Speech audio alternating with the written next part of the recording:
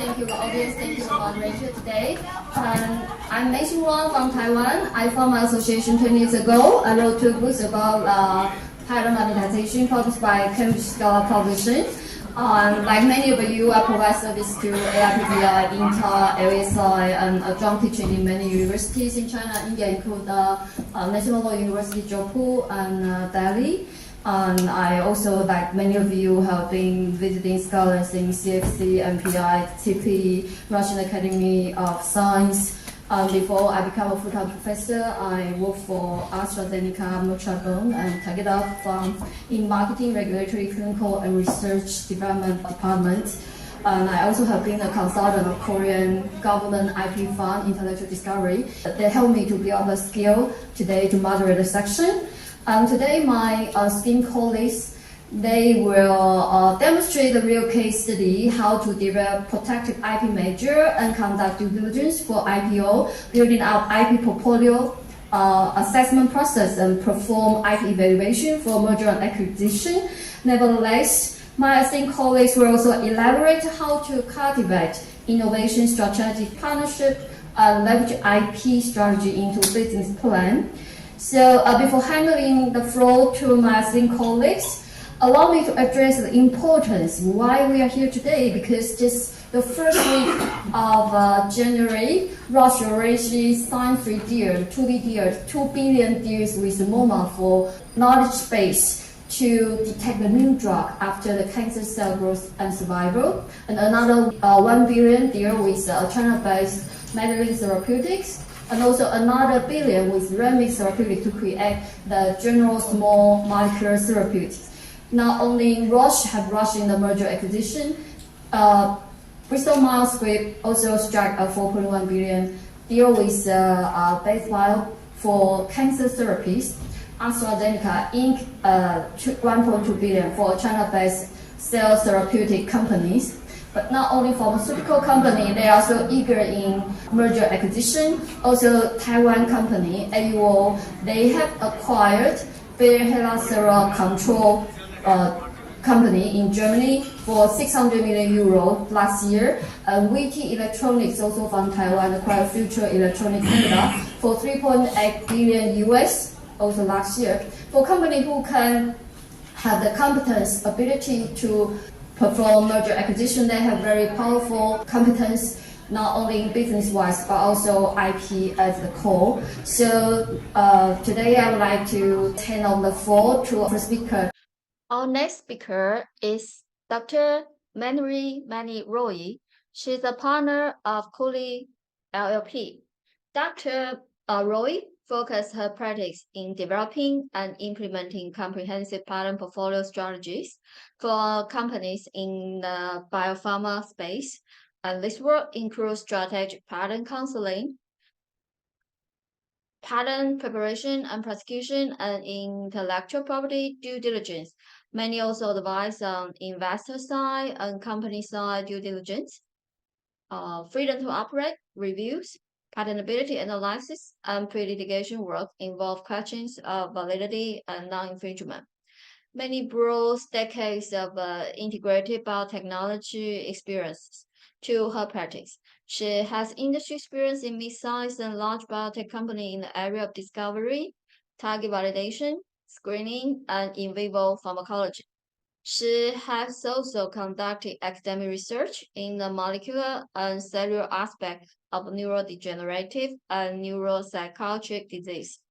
She has also numerous scientific publications. Many received her PhD in neurobiology from Stanford University. The floor is yours. Please kindly proceed. So I probably have another 25 slides, but I will race through them, happy to share them. I think it's a good segue after my colleague from Fish who just spoke, because when you ask about what is building the right IP strategy, it's like, how do you raise kids, right? That's a big question and a big answer with a plurality of answers, and it depends on what stage you are, what's happening, what is the context. So I largely practice in the biopharma space, and I work with largely small to mid-size emerging technologies.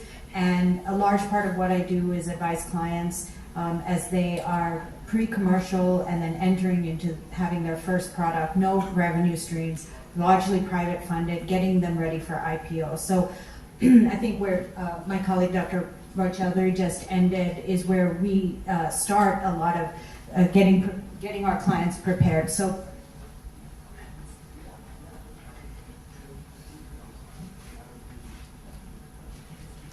I'm going to hit the bullets so we can have a good Q&A, and happy to talk about your enablement questions because we're swimming in that cesspool every day, and it's challenging. But really, we want to make sure our companies build comprehensive IP portfolios. There are obviously strategies, defensive, offensive. My colleagues have spoken about that, and understanding what the third-party space does. What is happening in the third-party space. I would also like to talk about IP due diligence, the basics of what, when, why, and the timing, and what's the process. Again, I'm happy to share my slides, so we can, just race through some of these. But as we all know, IP is a key business asset. When it's not strong, when it's weak, can prevent financing, acquisitions, and really can have negative impacts on valuations. And again, I speak largely in the biopharma space where for many years, maybe even upwards of a decade, IP is everything, especially until a product gets approved.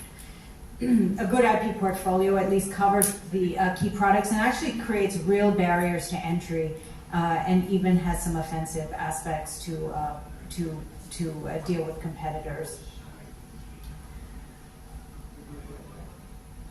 When you start establishing protection for company products or advising your clients, whether you're in-house or advising clients, again, in the biopharma space, in the life sciences, it has to be multi-pronged. Make sure you're getting coverage for not only the compositions, but methods of use, devices, making, kits, systems, and make sure that the IP plan is constantly paralleling the R&D plan. The more that you can understand the business, the better and stronger your IP portfolio will be. And it's not just, again, about the products, but how they plan to be packaged, how they're going to be sold, what are the key markets, regulatory issues in the drug space, of course, reimbursement issues, manufacturing processes, and as well as equipment and disposables necessary for the products. Education of employees is also key, making sure that they are constantly identifying patentable material, disclosing relevant art so that so that you're satisfying duties of disclosure and maintaining confidentiality. Again, in the life sciences space, this is the long play. All this is sort of under the radar for the first 5 to 10 years. And so we see a lot of slip-ups if companies are racing ahead without a strong plan. So ways to strengthen protection is to file in key countries, constantly look for gaps in claim coverage, make sure claim language stands up to tests of claim construction, and consider growing the portfolio by licensing. Understanding the landscape is key, understanding third-party space. Monitoring competition also helps frame both the offensive and defensive strategies, understanding what your competitors are up to.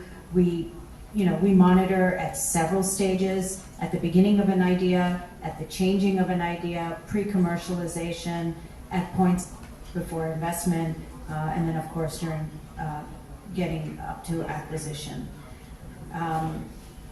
These are probably things you're well aware of, do's and don'ts. Again, happy to share your slides. You can use it as a checklist, but to make sure your IP is strong. Just want to spend a few minutes on the diligence side. What is IP due diligence? Again, it can mean a lot of things, but it's essentially an investigation into the accuracy of the information provided to potential investors. or partners. And you hear companies say, or we have a strong IP position, or we have no FTO issues, or we have no patent problems. And those are the statements that are being evaluated during diligence. And it really is done to help investors assess overall IP risk. And we see it often, right? Identification of significant issues may lead to failed transactions or really significant changes in valuation. These are an example of times when it's done: financing, partnering, M&A, royalty stream monetization, and underwriting of public offerings. How long does it take? Well, sometimes it takes a week, sometimes it can take a couple of months. If you are on the, again, I represent small companies, so we're often on the selling side, right? We are being acquired, or we are trying to get investment, or we are trying to partner with a larger company. And so would encourage you as companies or your clients who are in the situation to be responsive, do not be deceptive, and disclose important IP risks upfront. What are investors looking for? They're looking at, of course it depends on the stage, but they're looking at the strength of the patent portfolio, the risk that your lead product or lead processes will be infringing third-party patents, looking at ownership and inventorship issues, and any important partnering issues. Looking at the strength involves obviously looking at file histories, looking at what's happened in the granted patents, and what's happening in the pending applications, and what the likelihood is as to what will happen in the pending applications. Freedom to operate, obviously, I think of it as, and many of you probably have heard this, not to be cliche, but it's really a three-legged stool, right? One leg is your patent portfolio, what you have, what you license. A second leg is third-party space. Are you infringing or potentially infringing any patents? And the third leg is ownership and other issues, and all three legs need to be equally strong. But on one of those legs, which often is a quick and dirty way to assess the risk from an investor perspective, is there a risk of third-party infringement? And that's something that is just better to not bury your head in the sand. And companies will often say, we have no FTO issues. Okay, how do you know that? Well, we haven't done any searches. We haven't been sued, so we don't have any issues. And that's not quite the way it works. And so we would encourage your companies, your clients, or U.S. companies, prior to going into any sort of deal or funding, to do some amount of searching, keep track of it, and if problematic patents are identified, further analyze. Again, the third leg of the stool, as I mentioned, with respect to ownership, again, in fields and domains where IP is everything for long periods of time, this becomes particularly important, and reviewing assignments and licenses and relationships, and especially consultant relationships and university relationships, to ensure that the company owns what it says it owns. Key areas we just talked about, how to prepare, start preparing, not the week before, but significantly before, to the extent it's possible. Look savvy and prepared. Try to clean up IP positions, get the diligence done quickly, be open, proactive, cooperative. As I said before, don't be deceptive. Pick a team that can answer. It's probably better that the CEO doesn't answer all the IP questions. Let the CEO answer the business questions. With all due respect, it doesn't, if you have teams to sort of shield each other, have technical questions answered by CTOs, CSOs, inventors, and to the extent IP counsel can shield the legal questions. That's often a very efficient and effective division of labor. Prepared to provide many of these things on this list. You can take a look at the slides.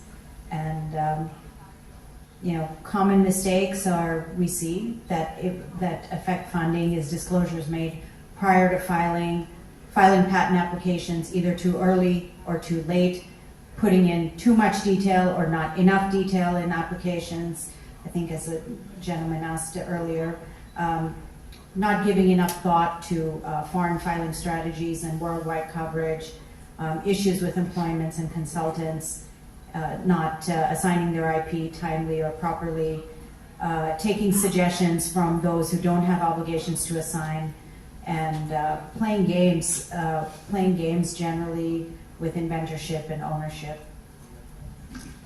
Thank you very much.